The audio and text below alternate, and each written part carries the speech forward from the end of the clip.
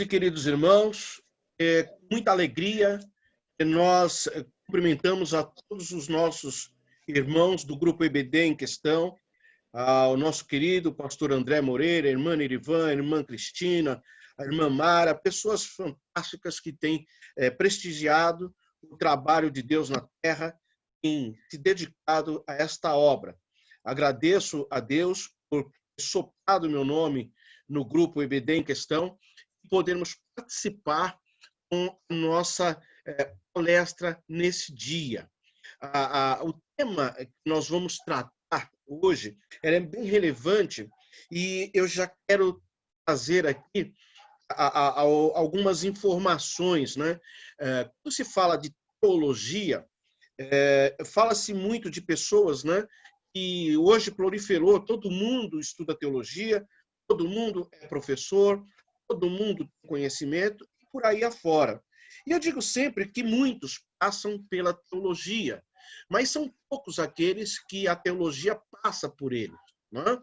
Então, você ter muitos livros, ter conhecimento é bom, é agradável, faz bem para a alma, para o espírito, mas, na verdade, se você não andar dependente do Espírito Santo, certamente você vai ter muito conhecimento, talvez até exacerbado, mas não vai ter graça de Deus para transcorrer aquilo ao qual Deus quer transmitir ao seu povo. E quando o pastor André me formulou o convite, subiu ao meu coração duas coisas. Primeiro, esta data, inclusive ele tentou colocar outras duas datas, e eu disse a ele que só poderia ser possível dia 21, Deus sabe qual o motivo disso. E o segundo ponto foi que o Espírito Santo de Deus aqueceu o meu coração para que eu viesse falar sobre a criação. E eu tenho um trabalho, certamente esse trabalho vai acabar se transformando em livro, porque eu vou até apresentar para os irmãos, eu vou usar uma outra tela, mas foi um trabalho aí, eu estou há mais de 20 dias trabalhando exaustivamente nesse trabalho, e aqui me deu algumas páginas e página graúda aqui, por isso que muita coisa que está aqui vai acabar indo para o livro, que são coisas maravilhosas que eu recebi da parte de Deus e que eu quero começar a discorrer com os irmãos. A primeira informação que eu quero dar início, né, é uma reflexão de uma palestra proferida pelo irmão Arthur Compton, Prêmio Nobel de Física de 1927. Ele disse o seguinte: para mim, fé começa com a compreensão de que uma inteligência suprema trouxe o universo à existência e criou o homem. Não é difícil para eu ter esta fé. Mas um universo organizado e inteligente testifica a favor da maior afirmação jamais pronunciada. No princípio, Deus. Nós temos a Bíblia, o começo, e no princípio criou Deus os céus e a terra. Nós vamos fazer uma tratativa sobre esta questão. A primeira observação que eu quero trazer aqui é que o termo utilizado aqui é teologia da criação na visão pentecostal. Ela acopla aqui 4 pontos importantes, que é teologia, criação, visão e pentecostal. E nós falamos, por que isso? Porque existem muitas formas de você entender a Bíblia. Existem muitas formas de você fazer interpretação da Bíblia. Existe, inclusive, uma disciplina específica sobre isso, mas a melhor condição e a forma mais harmoniosa para essa proposta, ou pelo menos da palestra de hoje, ela deve voltar entendendo a seguinte regra: primeiro teologia, depois a criação, terceira visão e quarto pentecostal. E eu quero trazer agora para os irmãos um pouco dessa reflexão, da visão pentecostal sobre a criação.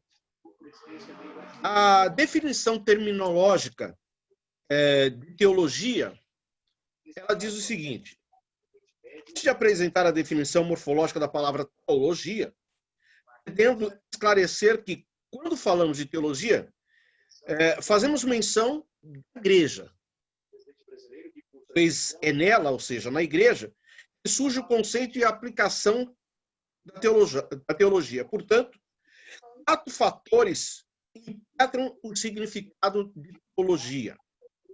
Primeiro, quando falamos parte da Bíblia, conceitua-se o sentido de exposição.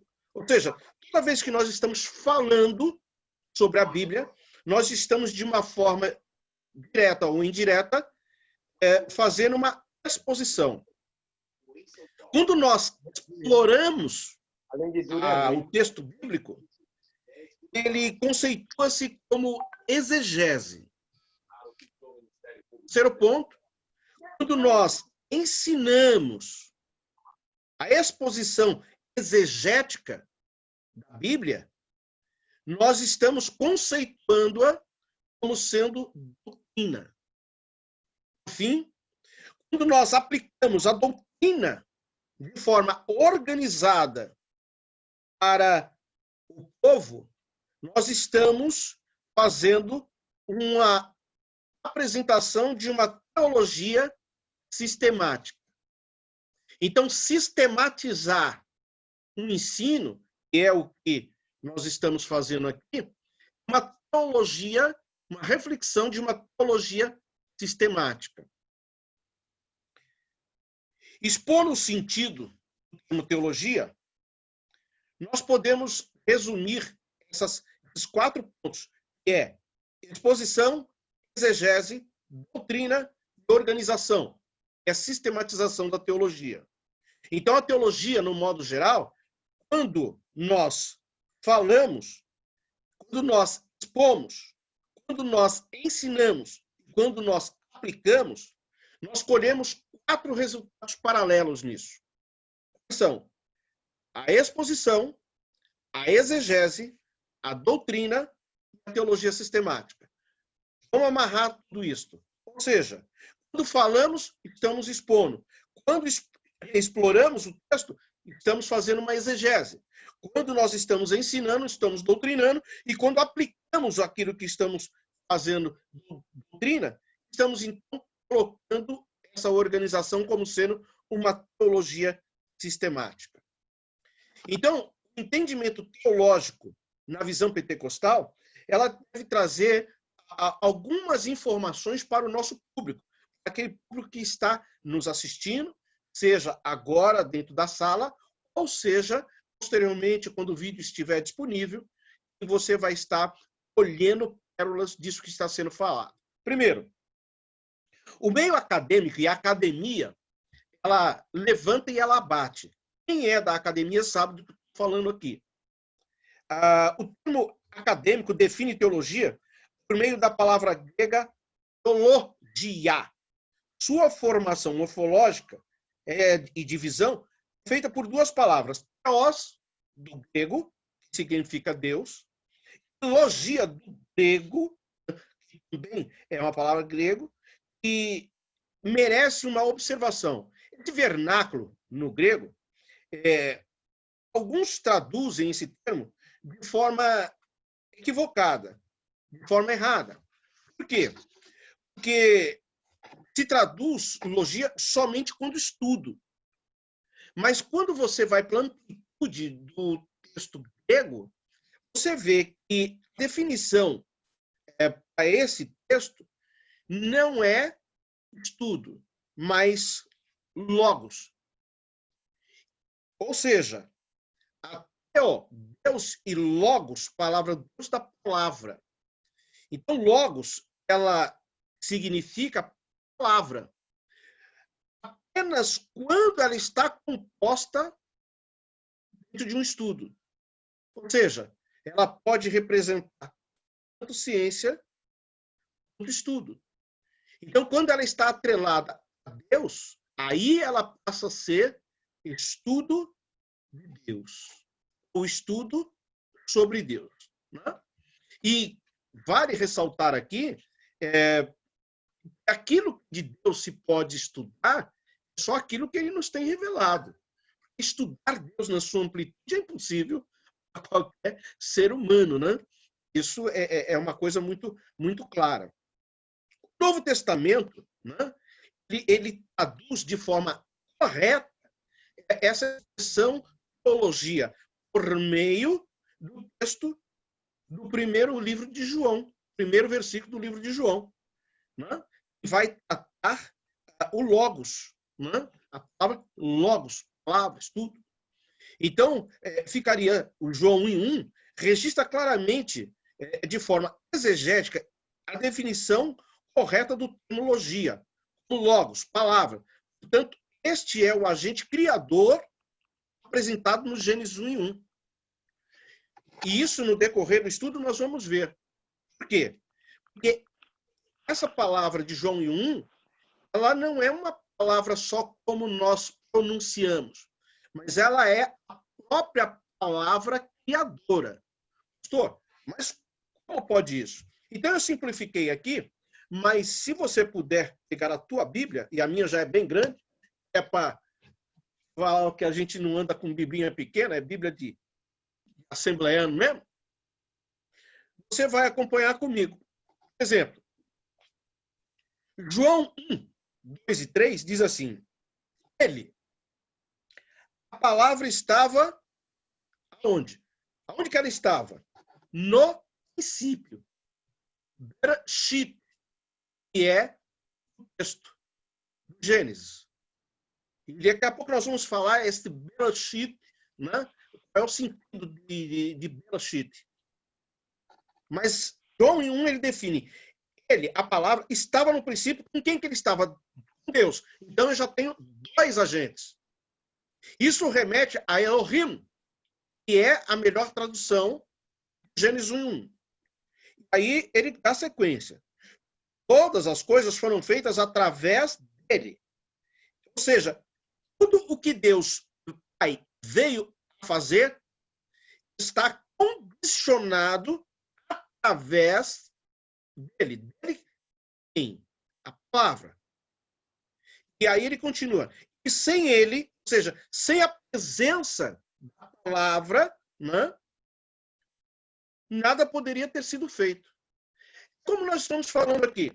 Você imagina que o pastor Temi entra aqui e abre a boca e fala alguma coisa e não sai nada. Vocês vão entender alguma coisa? Vai ter sentido alguma coisa? A mesma coisa com Deus o Pai dentro da criação.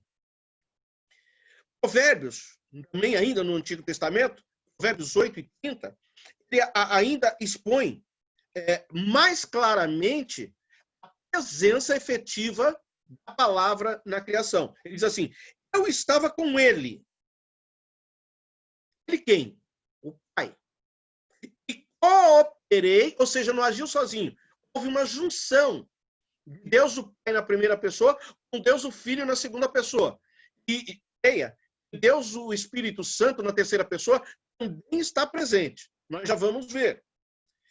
Ele diz, e eu estava com ele, cooperei em tudo, como seu arquiteto. Então, a palavra arquitetou, modelou, estabeleceu tudo que nós conhecemos hoje.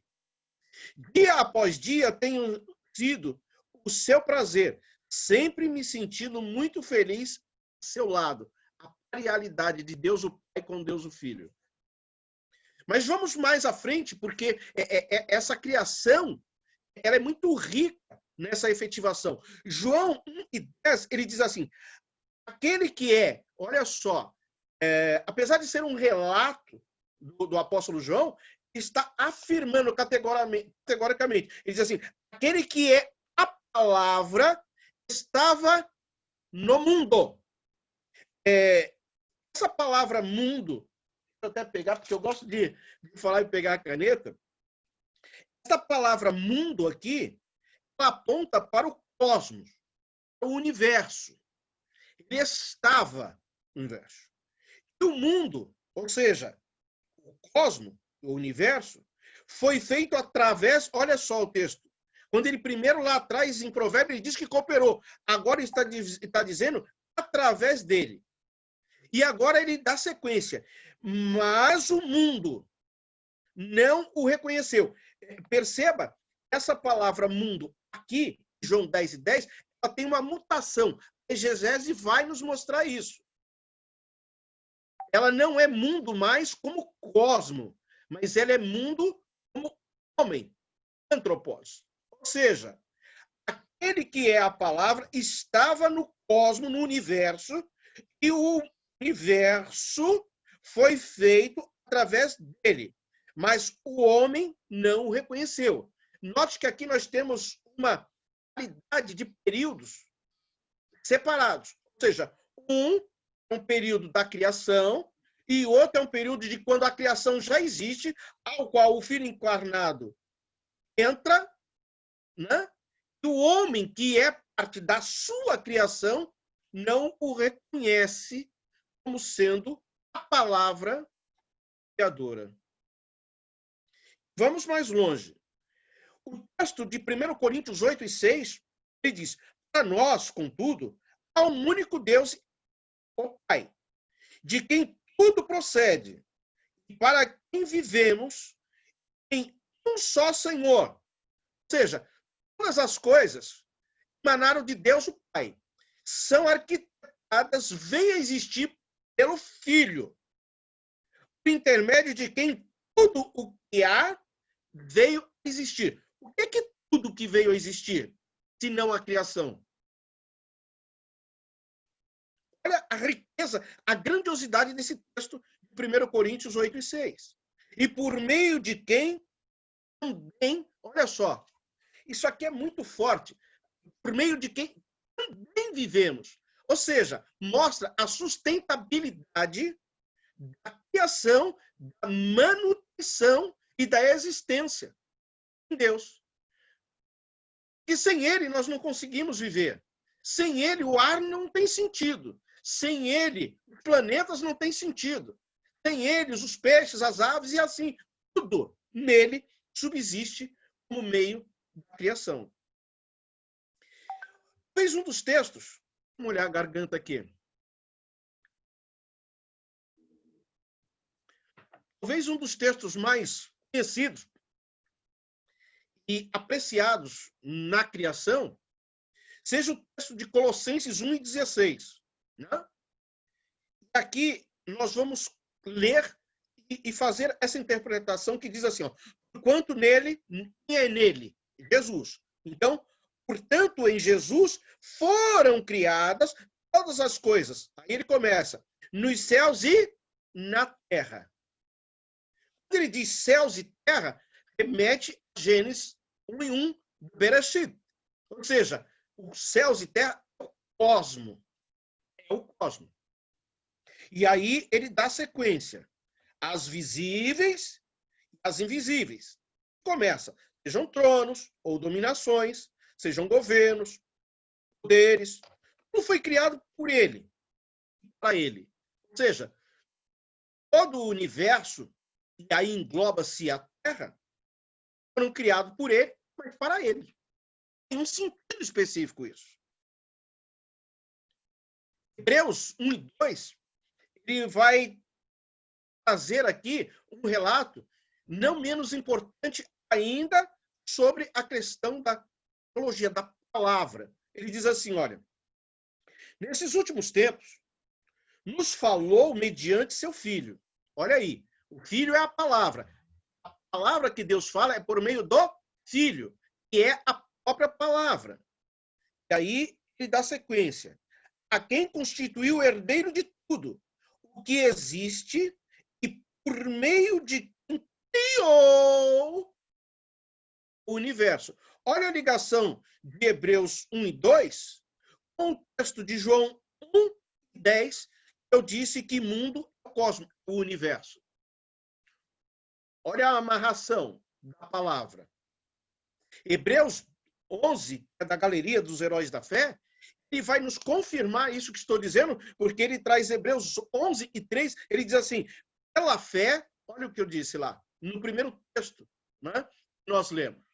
Quando eu comento aqui das palavras sublimes de Arthur Hampton, ao se referir sobre a criação, um físico, dando base legal, garantias sobre essa questão. Então, ele diz aqui, Hebreus 11:3, pela fé compreendemos, isso aqui eu quero dar uma parada aqui. Não se tem como entender os textos sagrados, que são espirituais, são divinos, se não for por fé. Não existe um outro sentido. Aqui, eu trago para os pentecostais uma ação diferenciada de qualquer outra doutrina. E eu não estou falando aqui de A ou de B. Estou dizendo da condição de um pentecostal, de uma pessoa que anda com o Espírito Santo, né? De ter melhor consciência da ação criadora de Deus, e não só da criação, mas de todas as outras passagens bíblicas, porque ele depende do Espírito Santo em função de estabelecer a sua fé no Espírito como fonte para entender o que Deus fez. E ele dá sequência. Pela fé compreendemos que o universo, olha aí a ligação do universo, foi criado por intermédio da palavra de quem? De Deus. Quem é a palavra? Jesus. E que aquilo que pode ser visto foi produzido a partir daquilo que não se vê. Irmãos, dá para a gente entender, dentro da teologia da criação, nós temos lá o Beato Enes Rilo. Nós vamos falar um pouco sobre isso aqui. Mas a ação da fé é o que nos credibilita saber que tem algo que nós não vimos, não conhecíamos, não sabíamos, não temos informação como discorreu, mas está aí, é uma realidade. Por fé que nós entendemos isso. E à medida que se estuda, que se aprofunda, nós começamos a recolher subsídios para podermos entender melhor o ato da criação. Talvez você que esteja aí nos assistindo até questione isso. Eu digo que teologia é um retrocesso. Teologia é você bater, eu até deixei separado aqui a minha régua de trabalho por isso. Em qualquer ponto que você parar na régua, você precisa retornar. Você nunca pode avançar. Teologia não se avança, teologia se retrocede. Tenho aqui um aluno meu que estudou comigo, eu ensinei isso, ele está aqui na sala. Teologia, você não tem como, o homem não tem capacidade de avançar na teologia, não dá. Teologia é retrocesso, ou seja, de todo o ponto que você estiver, você precisa retornar, que você tenha base, sustentabilidade para defender algo. Então, tudo o que nós temos na Bíblia, ela só pode ser garantida, afirmada, textualizada, combatida contra as heresias a partir do momento que você encontra respaldo bíblico dado por Deus, porque ele já preparou isso. Você retrocede e você vai achar. Como o que nós temos de princípio, o Bereshit de Deus está no Gênesis, esta doutrina é a doutrina basilar para entender toda a Bíblia. Por que ela pôs o negócio do aqui, Apocalipse 3:14 nos diz isso. O anjo, olha só, o anjo em Laodiceia escreve, assim declara o Amém.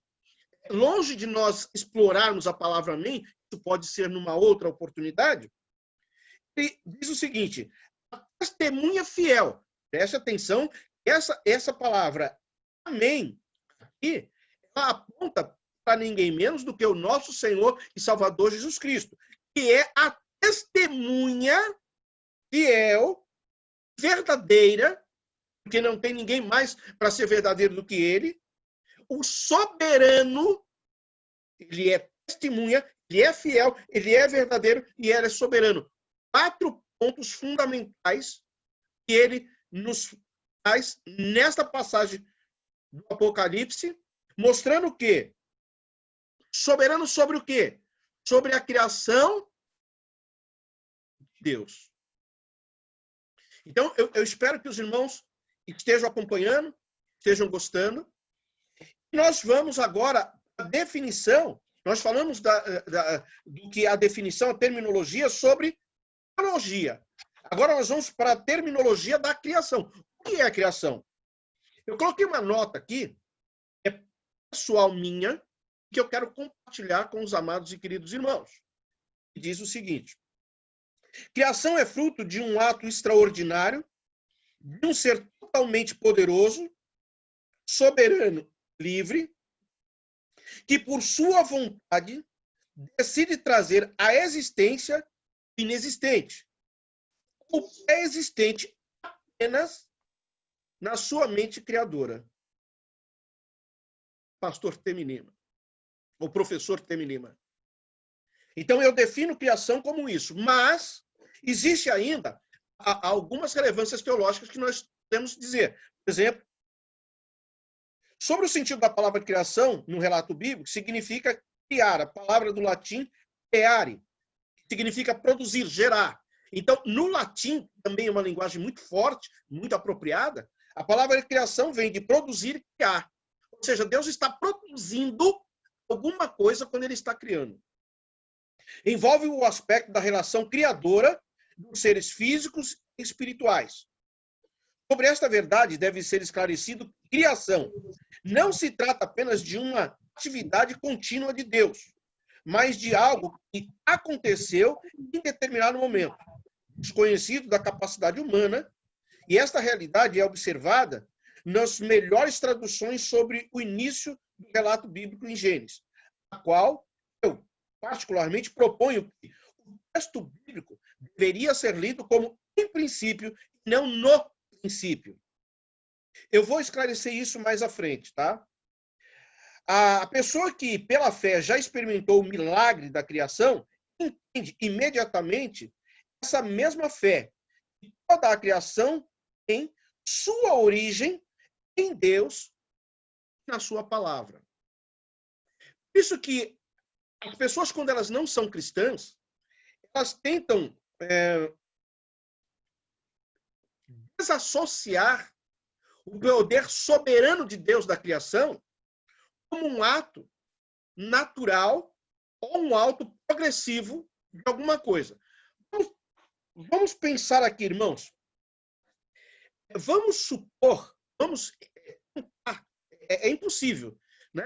Até para mim, para poder expor aqui, é um tanto complicado, mas vamos supor que nós tivéssemos aí um Deus que fosse alheio a isso, que ele não existisse e que, de alguma maneira, alguma coisa veio a existir. Então, já propuseram a teoria do Big Bang, da explosão atômica, cósmica e assim por diante. Um raio de luz e por aí vai, né? Por tudo isso. A questão aqui é, lembra que eu falei daquela historinha? Régua. Teologia é bater e retroceder? É sempre voltar? Nunca, jamais avançar, mas sempre retornar? Então, eu preciso descobrir em algum ponto, algum elo, que me possibilite uma explosão, algo que venha trazer alguma coisa do mundo. Por quê? Se em algum momento houve uma explosão, para que essa explosão pudesse ter tomado força, capacidade para poder causar alguma coisa, ela dependia ainda de alguém criador, de um ser criador. Então, para mim ficar projetando esse tipo de coisa, eu prefiro ficar com a palavra de Deus. E ele é toda a fonte soberana, suprema da criação. E nele, com ele, para ele, está criada todas as coisas. O tramitar de uma sociedade rigorosamente materialista ou naturalista impede que pensamos, né, na possibilidade de existir algo além do material. Esta é uma sociedade que acredita apenas no que está diante dos seus olhos.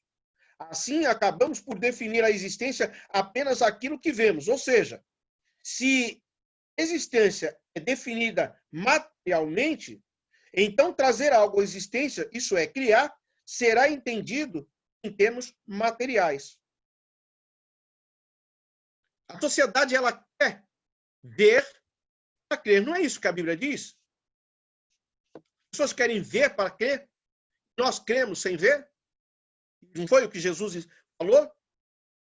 Não? Bem-aventurado é tu, né? E crê sem ver. Então, a primeira grande realidade, né, da criação, o estabelecimento da fé em Deus para a criação. E para mim, para você que somos cristãos, isso é fácil de dizer. Mas para o camarada que não é cristão, qual a argumentação que nós vamos levantar para poder trazer a esta pessoa esta condição? Aqui você vai poder discutir com isso. É o retrocesso, bater e retornar, nunca avançar. Enfim, o que é ser pentecostal para que nós definamos isto?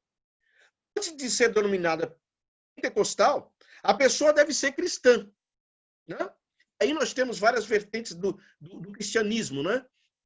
Mas, primeiramente, ser cristã.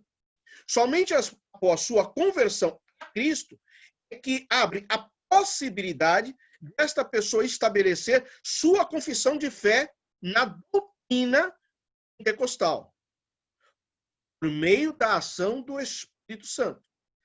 A confissão de fé assembleiana, das Assembleias de Deus, afirma que o Espírito Santo é uma pessoa.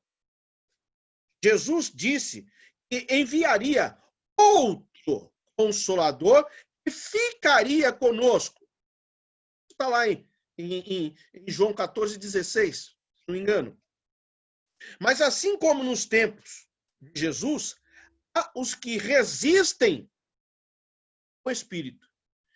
Vamos dar uma lida em Atos 7:51, para que a gente possa comprovar por que muitas das vezes é difícil o entendimento desse texto. Olha só, Atos dos Apóstolos 7:51 diz assim, olha, homens de dura cerviz, incircuncisos de coração, e ouvindo, vós sempre resistis ao Espírito Santo. Assim vós sois como vossos pais. Ou seja, quando eu desassocio a capacidade de ser guiado pela fé do Espírito Santo a entender a palavra, eu não consigo entender a criação e dificilmente eu vou conseguir entender a evolução proposta na Bíblia, cronologicamente, de tudo que ela nos ensina. Portanto, a vantagem de nós sermos pentecostais, e das pessoas que eu estou vendo aqui, eu só estou vendo 4 pessoas, mas eu acredito que tem mais pessoas aí nos assistindo. E quantos são aqui pentecostais que vivem na direção do Espírito, que dá glória a Deus, que sente aquele inflamar do fogo quando está estudando, que sabe que derrama lágrimas quando discorre alguma coisa extraordinária na Bíblia? Esses estão cheios do Espírito de Deus. Esses estão cheios, não é só a leitura, não é só a academia, não é só palavras humanas, é a graça de Deus que levanta essa pessoa e que Deus passa a revelar as suas grandiosidades. É isso que, sabe, todos esses livros, todas as grandiosidades que tem aqui, é ótimo, é lindo, é maravilhoso, mas é a graça de Deus, é o Espírito Santo entrando e abrindo a mente e mostrando. Irmãos, eu estava com a palestra pronta, eu estava só fazendo, colocando, imprimir para poder falar com os irmãos aqui, quando o Espírito Santo de Deus me tomou na madrugada desta noite de domingo para segunda e me revelou coisas que está aqui. E hoje pela manhã eu só vim e comecei a colocar mais coisas. Não sei se eu vou conseguir falar tudo aqui. Isto é a dependência do Espírito. É estar na dependência, porque o Pai idealizou, ele pensou, o Filho, e arquitetou tudo aquilo por meio da palavra viva do Pai. E o Espírito Santo se encarrega de nos trazer isto ao nosso coração, de nos encher. Por isso, quando ouvires a voz do Espírito Santo, não endureçais o vosso coração. Dê condição a ele vos revelar coisas grandes. Não é isso que Jeremias falou? Ama-me, sabe? E anunciar-te-eis coisas grandes, firmes, que tu não conheces. Portanto, ser pentecostal, eu vou um pouco mais longe. Vamos falar um pouquinho mais. O cristão torna-se pentecostal quando ouve a voz do Espírito Santo e não endurece seu coração às ações do Espírito sobre ele, como afirma o texto de Hebreus 6, 7 e 8. Nós já vamos ler. Esta iniciativa do cristão faz com que seja denominado pentecostal, pois crê na possibilidade de receber a mesma experiência do Espírito Santo que os apóstolos receberam no dia de Pentecoste. Quem não é continuista, quem não acredita nisso, é um direito teu. Mas olha o texto de Hebreus 3, 7 e 8. Hebreus, capítulo 3, versículos 7 e 8. Portanto, como diz o Espírito Santo, se ouvires hoje, não é hoje, a sua voz, não endureçais o vosso coração, como na provação no dia da tentação no deserto. Então, para mim é muito claro que ser pentecostal é estar guiado, direcionado pelo Espírito Santo. Ainda, segundo o dicionário do movimento pentecostal, a palavra usada a partir de 1907, lá na Grã-Bretanha, disse que as igrejas históricas, né, na época conhecidas como anglicanas, episcopais, metodistas e evangélicas, né, para se referir a crentes que criam. Por isso, recebiam o batismo no Espírito Santo, por causa da analogia entre este movimento e o dia de Pentecostes, descrito em Atos 1, 13. 2, de 1 a 13. Portanto, isto é, a causa da efusão do Espírito em nós. O pentecostal tem a sua orientação teológica, atuação direta pelo Espírito Santo, o que o leva a entender a aceitação da criação como um ato de fé. Simples assim. Vou passar agora, uma vez exposto esta condição, quero passar agora para o começo de tudo. Quando tudo começa, nós temos 3 sentidos: tempo, um agente e um sentido. 2 idiomas, né, dão respaldo para o Bereshit, para o começo da criação. Tá? Que é o hebraico e o grego. A palavra no hebraico é Bereshit, e a palavra no grego é Arsi. Então, essa palavra Bereshit, ela vai nos levar a 3 formas de ler. 3 formas. Aliás, não só a palavra Bereshit no hebraico, mas a palavra Arsi no grego. É a leitura literal, a leitura analítica, ou a leitura correta, e a leitura de forma teológica. Então, eu tenho a leitura literal, analítica e teológica. Eu vou trazer aqui, depois, o porquê disso, mas eu quero trazer aos irmãos o seguinte: a palavra no hebraico, isso é importante que fique aí registrado para os amados e queridos irmãos. No hebraico, essa palavra tem um acréscimo, que é a palavra Bereshit, Reshit. Ela tem um acréscimo que é a palavra Bi, tá? E dá sentido à expressão Reshit. Esta ação em língua portuguesa causa certa complicação. Porque bi no hebraico, traduzido, significa no, ou em. Vamos entender isso aqui. Quando eu digo no princípio, eu estou estabelecendo um ponto inicial de algo que está começando. Mas quando eu digo em princípio, eu estou deixando uma interrogação, uma lacuna. Por quê? Porque eu não sei em que ponto isso começou. E há de se entender que o relato que nós temos hoje do Gênesis, né, nada mais é do que um relato feito por o que nós acreditamos ser Moisés. Então, ele é um relato, é um relatório. E esse relatório, ele aconteceu em algum lugar. Ora, se Deus é eterno, a criação não pode ter partido à existência dentro do tempo. Mas ela nasceu na eternidade e colocada no tempo, criado também por Deus. Então, a palavra bi vai dar sentido à extensão ao reshit, que é no princípio. Eu, particularmente, defendo em princípio. Só que a língua portuguesa, ela é um pouco complicada a se relacionar com o hebraico ou com o grego, porque nesses dois idiomas ele é vasto. O grego até mais, mas o hebraico ele é mais conciso. Mas por que isso?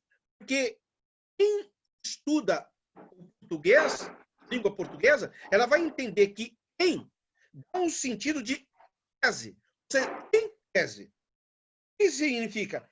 Teoria. Né? Então, algumas pessoas não utilizam os melhores biblistas, né?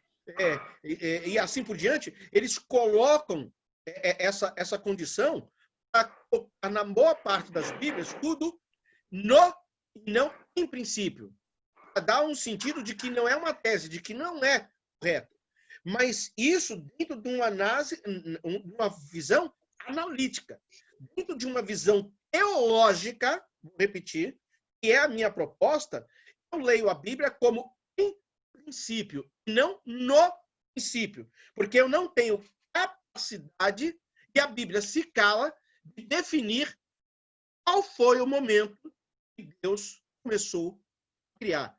Em algum espaço de tempo, que se é que nós podemos dar isto como tempo, Deus começou a criar. Ele criou. Já a palavra do grego é um conceito de um início de tempo. Essa palavra quer dizer um início de tempo. E predomina sobre o verbo. Pode ser visto em sentido ainda mais especificado como um substantivo, né? Axé, quando empregada para traduzir rolam, que significa um tempo distante. Ou seja, a palavra início, para o grego, é um tempo distante, um tempo indefinido, que corrobora com o que eu acabei de dizer sobre o texto da palavra bereshit, em hebraico, que é no, um tempo indefinido. Então, eu quero trazer essas duas informações potencialmente importantes. Como nós já temos aqui, faz 50 minutos que eu estou falando, começamos às 8h05, são 8h55, eu vou tentar correr aqui para que a gente possa seguir. A irmã Nerivan, ela falou, pastor, fique tranquilo, assim, quando o senhor veio pegar aqui, o pastor André não está aqui, tudo sobre minha responsabilidade, o senhor pode ir até 15 da meia-noite, pelo amor de Deus, o senhor não passa de 15 da meia-noite, senão pode me complicar. Eu falei, tá bom, irmã Nerivan, então tranquilo, eu vou só até 15 para meia-noite. Glória a Deus. Vamos lá. A primeira observação a ser feita é que a afirmação de Bereshit, ou seja, no começo, repousa, né, na afirmação feita pelo Senhor Jesus de que Deus é eterno. Ora, se foi Jesus quem disse, né, João lá em 4:24, ele diz que Deus é eterno. Ele não supôs alguma coisa, ele afirmou categoricamente que Deus é eterno. Portanto, teologicamente, não existe outra possibilidade senão de que tudo tenha tido seu início a partir de um tempo desconhecido da humanidade. Portanto, a criação partiu da eternidade, né? E a descrição feita pelo Pentateuco em Gênesis, capítulo 1, a palavra narrativa não foi narrada por Deus, mas por alguém a qual Deus constituiu para relatar seus feitos criativos. Foi o quê? Moisés. Olha que lindo. Entendo que o correto para a leitura teológica no texto é a expressão em princípio, não no princípio, como já falei aqui. Mesmo que os melhores lexólogos ou biblistas traduzam a expressão no, mas se você conversar com qualquer um deles, você vai ver que eles aceitam que a melhor tradução textual é em princípio, não no princípio. Tanto que a Bíblia BTX, ao qual eu fui um dos propagadores, e sou um dos propagadores, e eu tenho usado essa Bíblia como carro-chefe paralelo à minha pentecostal, ela teologicamente corrige esse erro de muitas outras traduções, porque ela vai trazer em princípio indefinido por Deus. E esse em princípio, ele é importante nós passarmos por um ponto. Qual é? A questão da palavra criar. Se você puder associar isto, existe dentro desta condição de estudo da Bíblia, que a palavra criar, ela é transliterada, significa para, né? As melhores traduções, a palavra seja criar, tirar do nada, para, né? Bará, tirar do nada. Como que alguém pode tirar alguma coisa do nada? Dá para você entender? Quem pode traduzir isso para mim? Porque essa palavra para, ela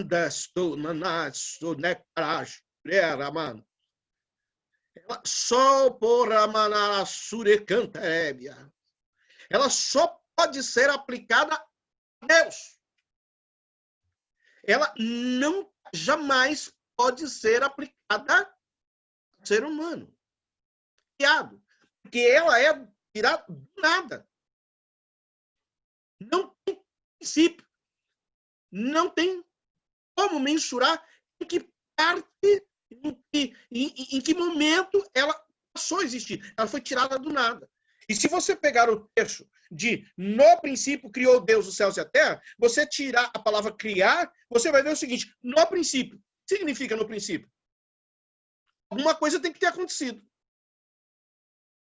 E se você não acrescentar criar, você não tem sentido para o princípio.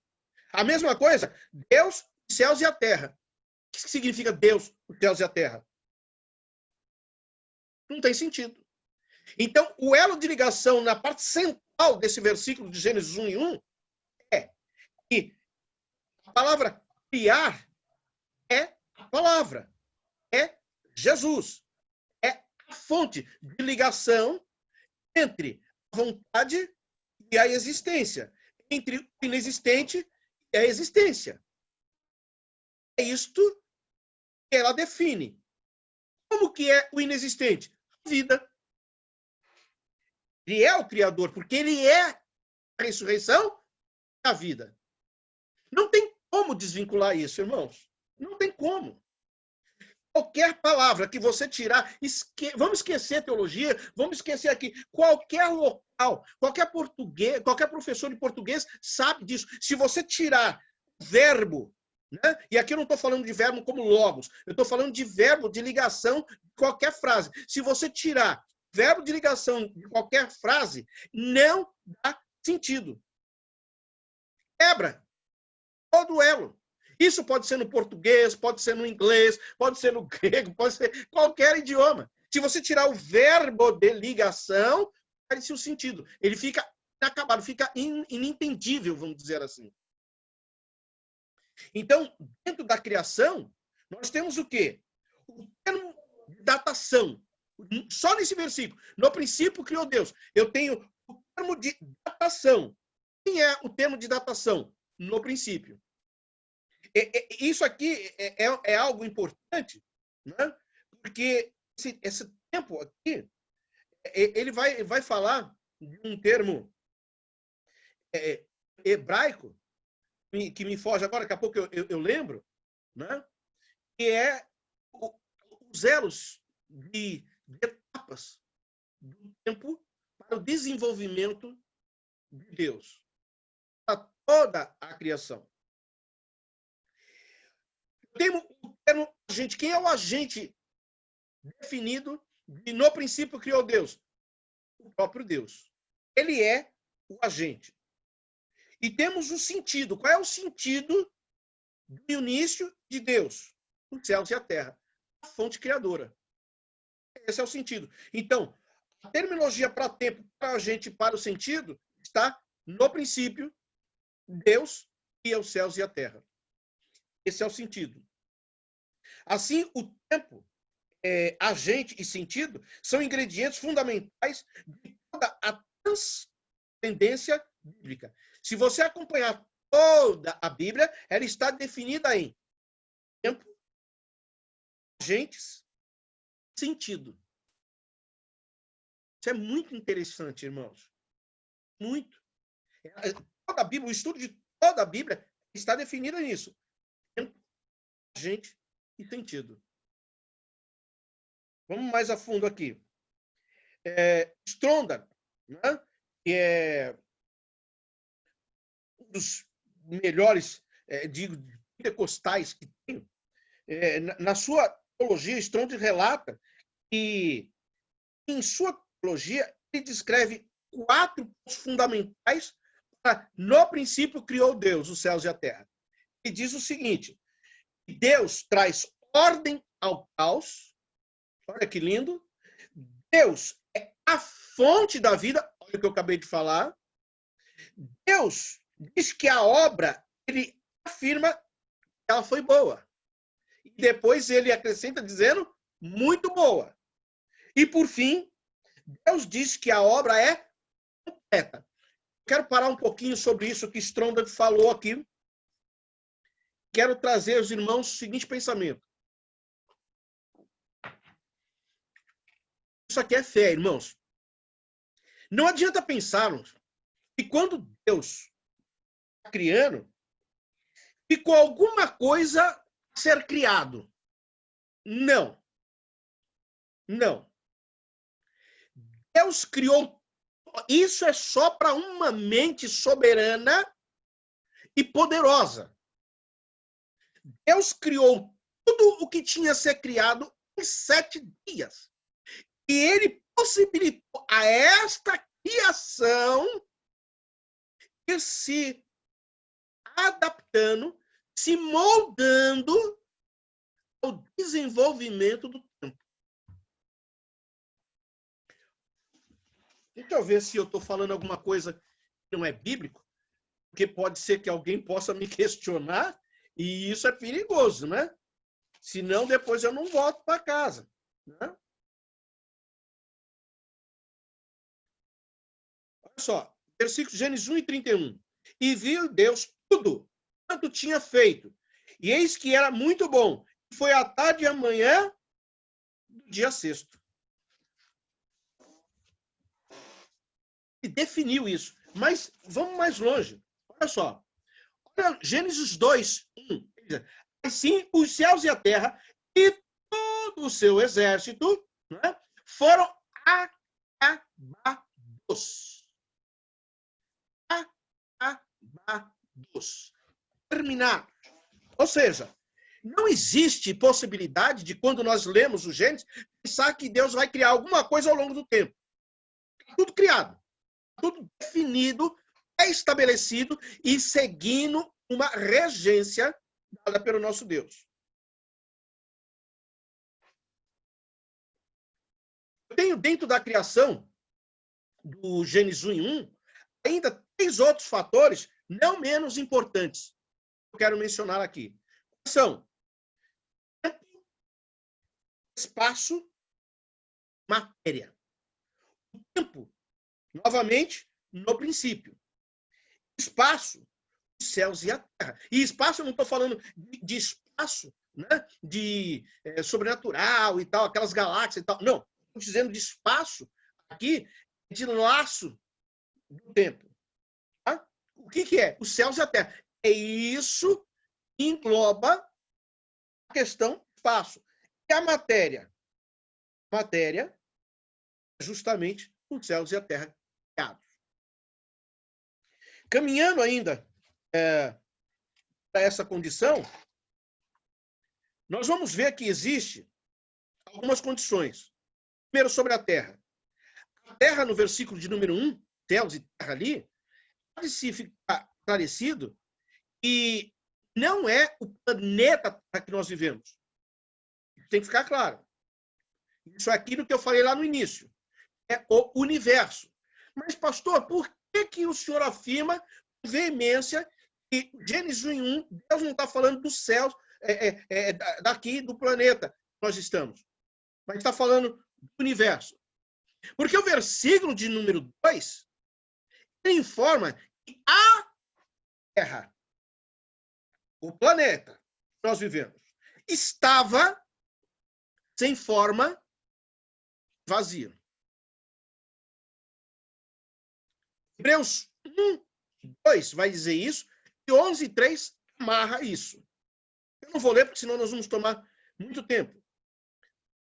Mas veja que Deus, quando ele cria tudo isso, ele não se preocupa em Gênesis 1:1, ele se autorreferenciar como sendo Deus. Ele não procura ficar dando características, explicações, moldar que ele seja Deus.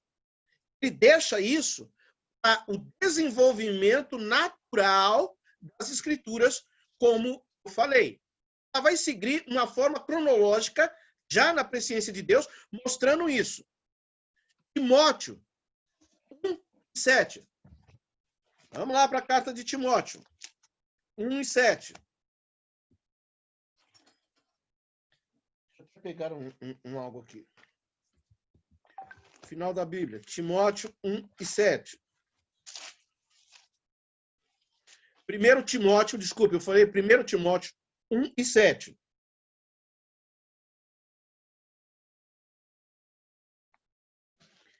Então, 1:7 não, 1:17, perdão.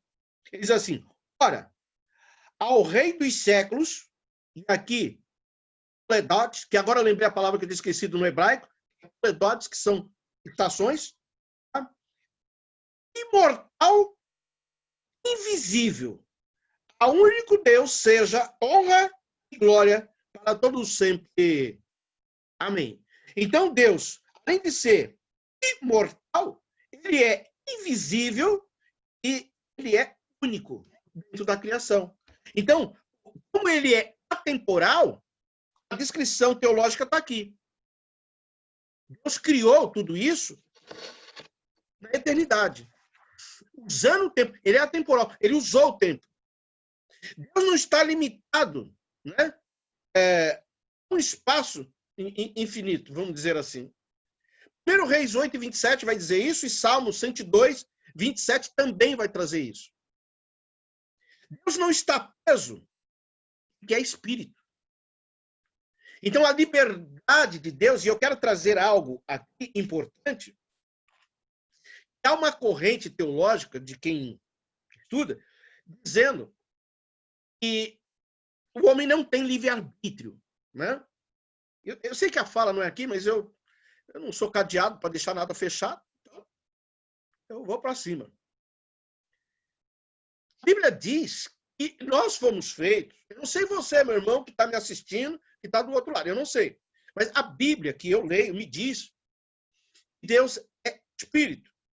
E Deus é livre. E espírito é livre. Ele não está condicionado, amarrado, condicionado a alguma coisa. Portanto, né, se Deus é espírito e afirmado pelo nosso Senhor e Salvador Jesus Cristo, eu tenho partículas da liberdade de Deus em mim, porque ele soprou nas minhas narinas o fôlego da vida. E é isso que o Shema Israel de Deuteronômio 6 vai nos trazer informação. Então, não tem como eu não ser um ser livre em Cristo Jesus. Não tem como eu não ter uma liberdade natural de escolha e opção. Isso fica muito claro para Deus e para mim, no pentecostal, em Deuteronômio 29:30, ele nos dá essa condição, né? Isso é importante para nós. Portanto, 3 elementos aqui expostos, que é tempo, espaço e matéria não seguram Deus. O Salmo diz que os céus dos céus não podem, nem a eternidade pode conter Deus.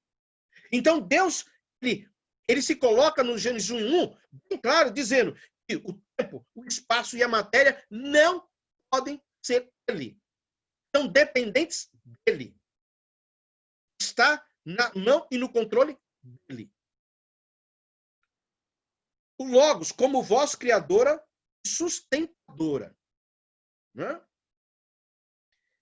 Nós já trabalhamos toda esta questão, já falamos no passado, e eu vou correr aqui, mas eu quero dizer para os irmãos o seguinte, que existem 7, eu vou anotar aqui, 7 possibilidades de nós aplicarmos o verbo dentro do Gênesis 1:1.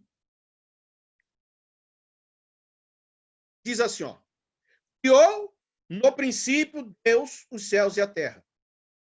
Segunda possibilidade, criou Deus os céus e a terra no princípio. Terceiro, criou Deus no princípio os céus e a terra. Terceiro. Quarto, no princípio Deus criou os céus e a terra. Quinto, no princípio os céus e a terra criou Deus. Sexto, os céus e a terra no princípio criou Deus. Sétimo, os céus e a terra Deus criou no princípio. Perceba, aquilo que eu falei lá atrás, verbo de ligação, é o verbo de criação que Deus permite. 7, mostra a sua soberania na criação. Se tiver condição de colocar mais alguma coisa aí, me fala. Mas isso aqui é teologia de Deus. Né? Existem algumas coisas, né, que estão ocultas antes da criação, antes no princípio. Tá? Quando a Bíblia diz que as coisas encobertas pertencem a Deus, Deuteronômio 29, quer dizer que isto está relacionado somente a Deus. Mas há coisas reveladas, que está lá no Apocalipse 1:1, que é aquilo que Deus nos deu. E quando nós buscamos na fonte de Deus, nós conseguimos entender esse tipo de coisa. Existem algumas coisas que estão por trás da criação, que não aparecem ali, e que eu quero trazer luz aos irmãos. Primeiro, no relato em que Deus está com Jó, Deus, ele, no capítulo 38, algumas perguntas ao amado irmão Jó. E versículo 4, do capítulo 38 de Jó, o versículo 5, o versículo de número 7, esses 3 versículos fazem 10 perguntas de Deus e nós vamos esboçar aqui rapidamente. Primeiro, onde estavas tu quando eu fundava a terra? Essa terra aqui já não é o cosmos, mas é a Terra, planeta onde habitamos. Segundo, quem pôs medida na Terra? Faz-nos saber.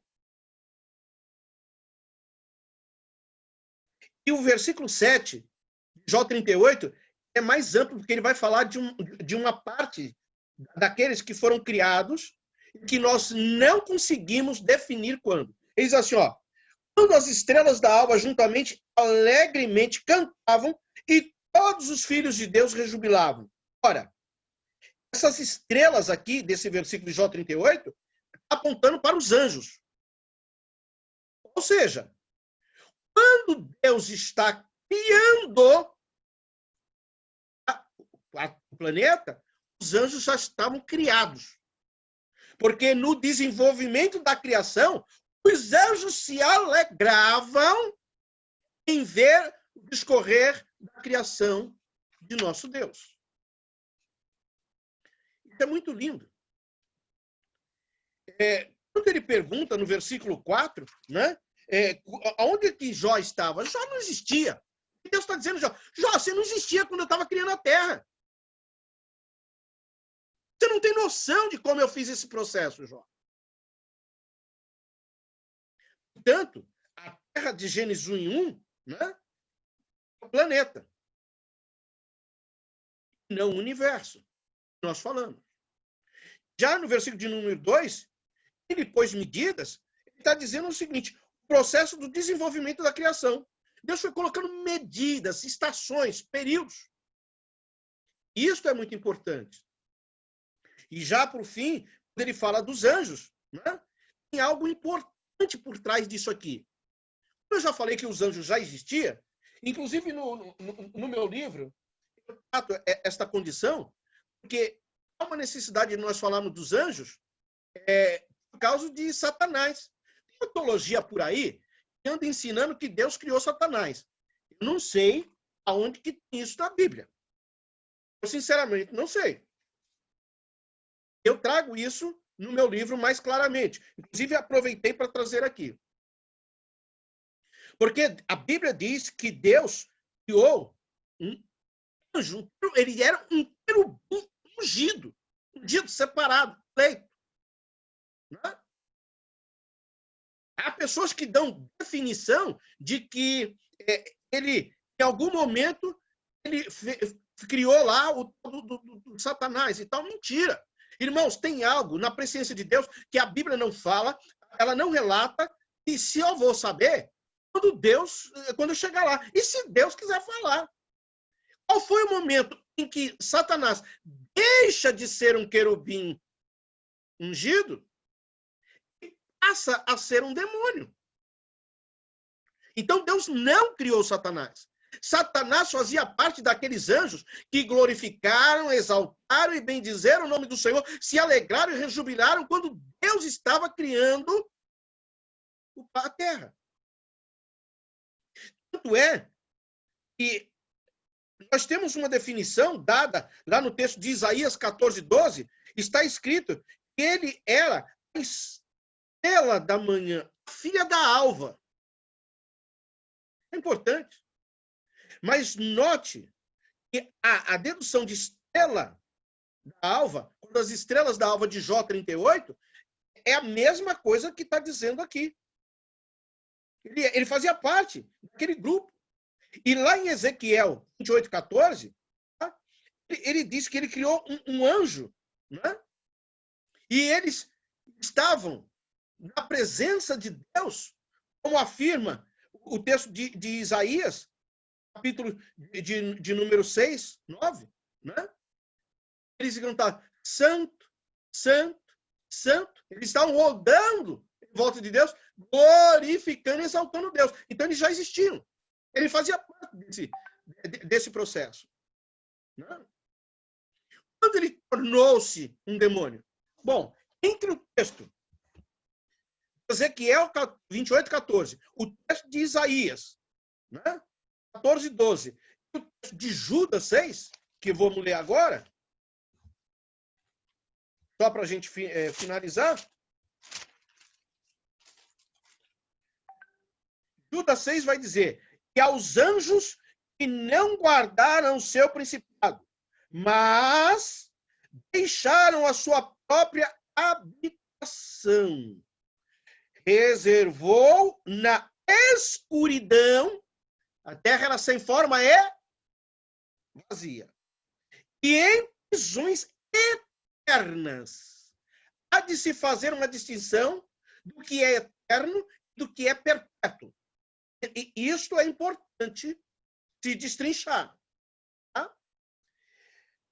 Até o juízo daquele grande dia. Ou seja, o momento em que Satanás ele deixa de ser um querubim ungido para se tornar um demônio, eu não sei, eu não vou arriscar e não vou pôr, como diz na Bahia, não vou pôr a mão nessa cumbuca. Quem quiser sair falando, fala. Irmã Nerivan, são 21h20. Abra seu microfone, por favor. Me diga quanto tempo mais eu tenho para a gente poder encerrar. Cristina, meu amor. Pode prosseguir? A gente pode ir até... Acho que dá para você completar. Todo mundo tá... Tem gente que entrou agora. Acho que dá para você completar seu raciocínio, pastor. Então tá bom. Deixa eu dar sequência aqui. Obrigado, irmã. Tá certo. Agora, nós temos textos bíblicos E dentro desses textos bíblicos, tem coisas que é obscura, né? Nós já falamos desse período de tempo em que os anjos existiam, e, enfim, que estava fechado. Mas eu quero agora trazer luz aos irmãos a um período mais próximo. Eu quero fazer aqui menção à ótica da criação por meio dos manuscritos de Qumran. Um dos últimos residentes dos manuscritos de Qumran, o Dr. Emmanuel Tov, que inclusive tem a tradução, né? É um dos tradutores da Bíblia textual, né? Ele nos traz algo bem importante. Esse texto, no princípio, ele precisa ser mais ampliado. Ele diz o seguinte, olha como é lindo isso, irmãos. Isso aqui é coisa emanada do céu. É coisa que a teologia moderna não fala. Tá? Ele diz o seguinte, o texto da Bíblia BTX começa assim, em princípio, Elohim, Halftav, criou os céus e terra. Vou repetir. Em princípio, Elohim, Halftav, criou os céus e a terra. Ele coloca céus e terra aqui com C maiúsculo para céus e E maiúsculo para terra. E tem um acréscimo aqui de Halftav. Essa palavra Halef é a primeira letra do alfabeto hebraico. Tav, a última letra do alfabeto hebraico. Mas, pastor, o que tem a ver isso? Muito.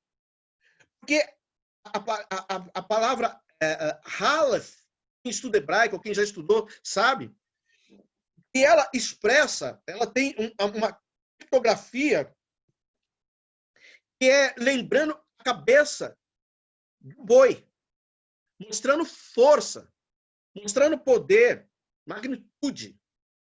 Por isso, Halaf, né, é a primeira letra, porque ela mostra força, ela mostra autoridade, poder, grandiosidade.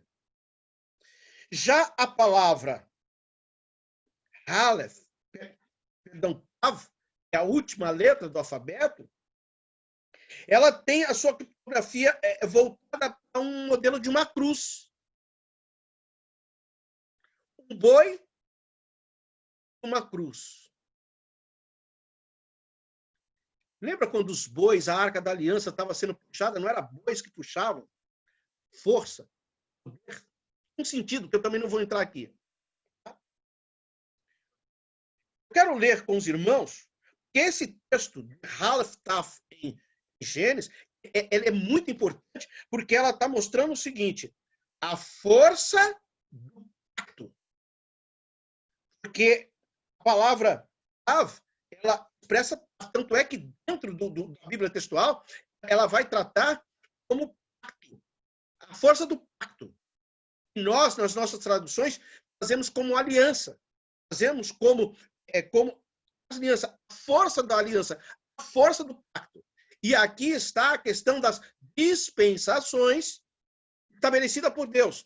São os toledotes, os períodos pré-estabelecidos por Deus. E a Bíblia fala algo sobre isso? Bom, vamos para a Bíblia. Porque se a Bíblia não disser, tudo que eu estou falando aqui é mentira. Né? Então, o texto que nós vamos ler agora mostra. Olha só, 1 Coríntios 11 e 28. Olha só o que nós fazemos todo mês. 1 Coríntios, carta aos Coríntios, 1º, versículo 11. E o versículo, perdão, de número 25. Perdão, falei 28, é 25. Olha o que ele diz aqui. Semelhantemente também, depois de cear, tomou o cálice, dizendo, este cálice é o Novo Testamento, pacto. Olha só, aí está a riqueza. Não no meu sangue, mas no meu sangue. Fazei isso todas as vezes que beberes em memória de mim. Você faz memória de quem morreu, do sacrifício. Né? Não faz memória de quem está vivo. Você faz memória da morte, do sacrifício. Essa mesma palavra aqui, no grego, está traduzido o Novo Testamento, quando eu pego esse texto de primeira carta aos Coríntios, capítulo de número 11, versículo 25, eu forçosamente preciso ir para o texto do Êxodo 24, 8. Êxodo, segundo livro da Bíblia, 24 e 8. Olha o que diz aqui. Então tomou Moisés aquele sangue. Olha o que ele fez lá. O derramamento do sangue. E o espargiu sobre o povo. Não é sobre a mesa, sobre o povo. E disse, eis aqui o sangue do concerto. O sangue do pacto. E o Senhor tem feito convosco sobre todas estas palavras. Então, o texto de Coríntios, do Êxodo 1:1, é muito mais amplo do que nós simplesmente lemos sobre criação. Ele é um pacto de Deus, do poder de Deus, para todas as sequências estabelecidas no desenvolvimento da era para a era cristã. De todos. Para todos.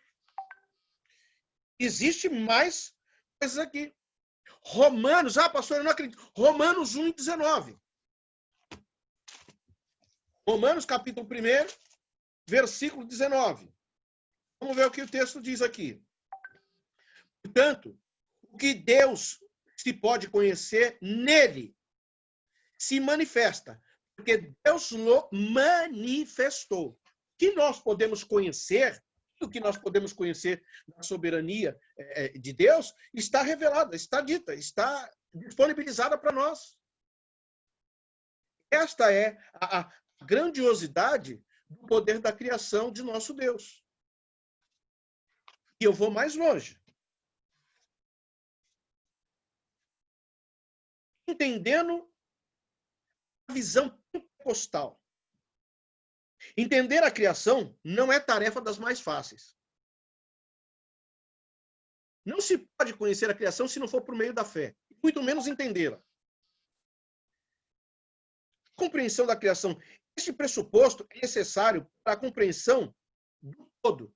Ou seja, quando você lê lá, no princípio criou Deus os céus e a terra, você lê o versículo de número 1, você precisa ampliar isso como uma forma, né, de demonstrar as grandiosidades de Deus na criação. Vai muito além do que nós vemos. Isso torna-se um todo. Dentro do processo que atende a criação.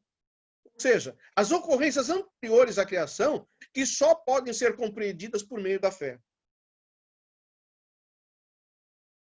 Existe ainda algo bem interessante aqui. No relato bíblico de Gênesis 1:1, está embutida a revelação divina. Por isso, o correto entendimento aqui seja do todo. Segundo as Escrituras, como já dito, Deus é Espírito, como relatado lá em João 4:24. A relação fé-compreensão precisam andar juntos. Só compreendo quando eu tenho fé. E só tenho fé quando compreendo o que Deus está querendo nos dizer. Nós temos aqui, dentro desta ação, algo importante do Gênesis 1. Ele mostra 3 pontos mais que eu também trato dentro dessa apostila. Ele diz o seguinte: eleição, redenção e consumação. Sobre a eleição, existe contra a eleição de Deus o pecado, destituir.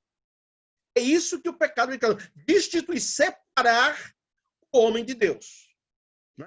A proposta da eleição de Deus ao seu povo, e aí vem aqueles que imaginam a eleição só para um grupo específico, e aí não tem problema, pode pensar assim, mas eu vejo isso de uma outra maneira. Né? Eu vejo de uma forma bíblica e cristocêntrica. O segundo ponto está na redenção, porque na redenção está a justiça. Corrige o erro causado na criação, pelos homens. E a consumação, que vai seguir um período de juízo, onde Deus novamente ajunta, une aquilo que o pecado separou. Então, a criação dos céus e da terra é muito mais ampla. dentro da palavra Elohim, né, que é a melhor tradução para o texto bíblico, e quem lê a palavra Deus no texto da criação sabe estar se tratando de Elohim. E Elohim é uma palavra para Deus ou deuses. Né? E aqui nós estamos falando, existe uma linha que interpreta esse texto como um único Deus. Os judeus entendem esse texto somente como um Deus, um único Deus. Só que a palavra único significa, lá no Shema Israel de Deuteronômio 6, ou seja, a palavra é uma palavra composta. Portanto, Elohim aqui é uma palavra composta. E acopla quem? Ao Pai, Deus o Filho e Deus o Espírito Santo. Então, aqui está, na eleição, Deus o Pai, porque é ele que elege. Na redenção, está Deus o Filho, que é ele quem redime. E na consumação está Deus o Espírito Santo, que é ele quem consola, fazendo novamente a ligação. Não foi o que Jesus disse? Eu vos mandarei outro consolador. Né? É quem vai fazer essa ligação, novamente de religação com o nosso Deus. Louvado seja Deus por isso. Eu já estou finalizando, porque eu tenho muito mais coisa para falar, mas não vai dar tempo. Eu vou pular algumas coisas aqui, porque senão eu não vou conseguir falar. Mas tem algo interessante que eu quero tratar com os irmãos para mostrar que o relato bíblico ele é fidedigno. Por quê? Porque ele começa com a genealogia. Inclusive, eu trouxe isso aqui. Ele nos aplica 16 gerações, os toledotes de Deus. Ele vai desenvolvendo. Nós temos Adão, Sete, Enos, Herã, Malael, Jared, Enoque, Matusalém, Lameque, Noé, Sem, Arfaxad, Selá, Eber, Pelec, Reu, Serug, Naor, Terá, Abraão.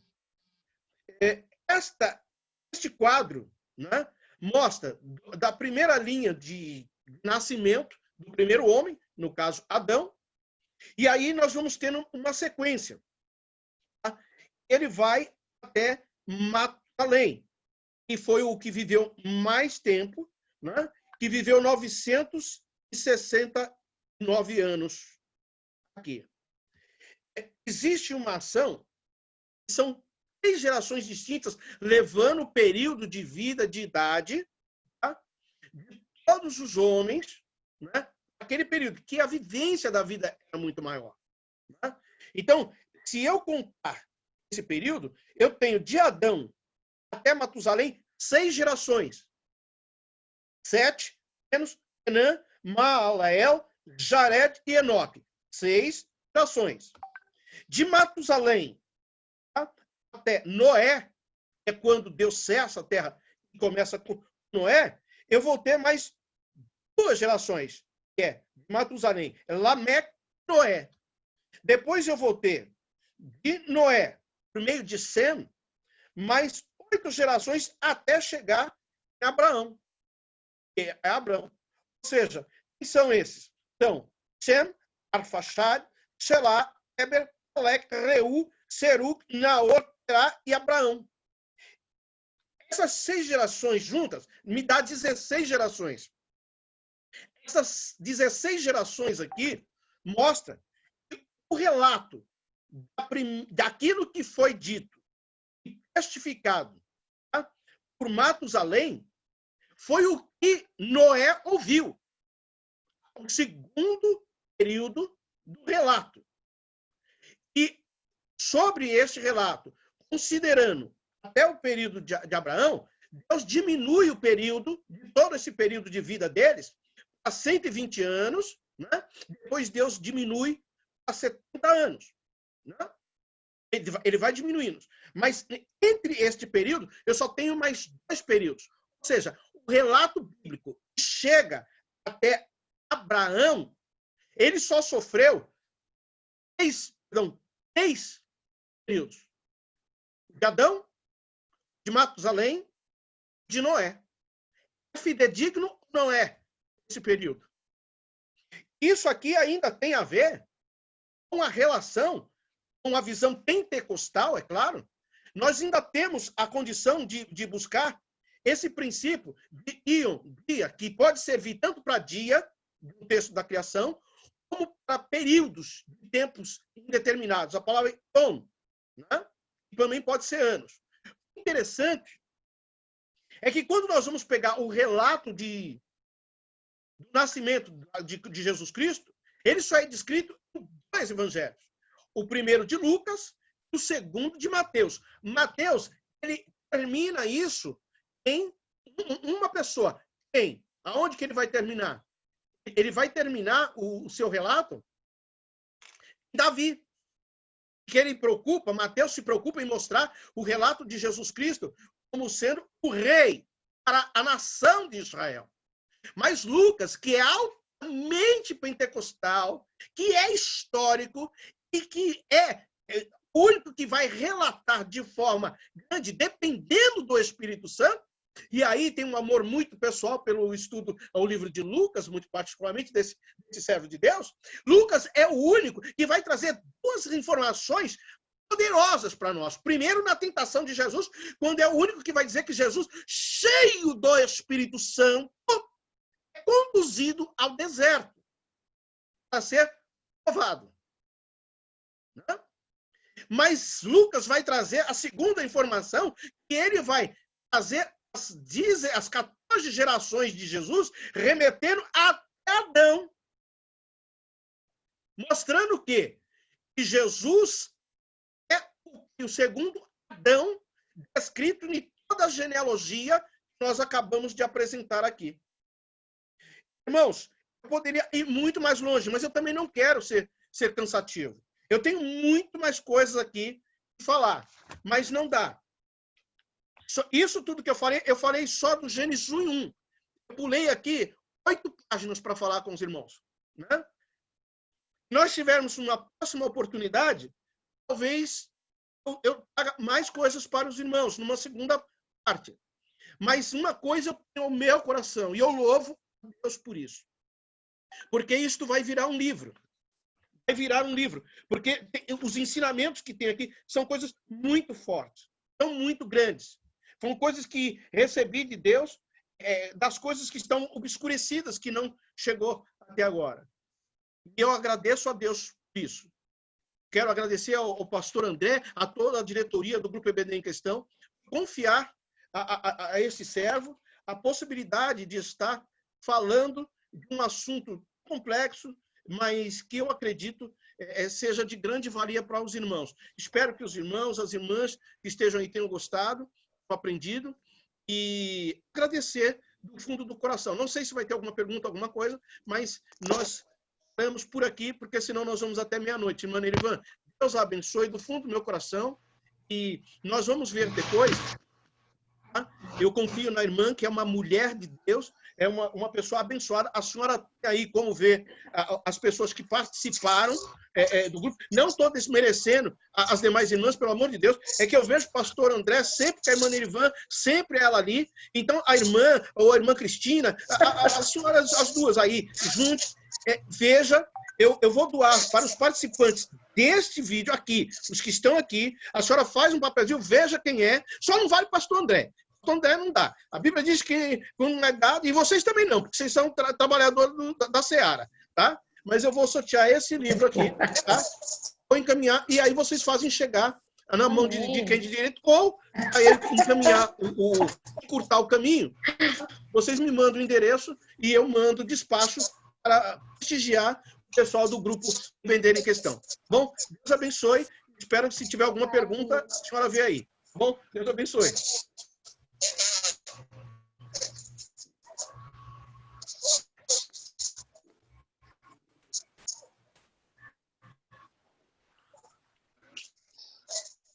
Glória. Glória a Deus. Ei, parabéns mais uma vez, pastor Temo. Maravilha a palestra. Como você mesmo falou, realmente um assunto bem complicado, mas você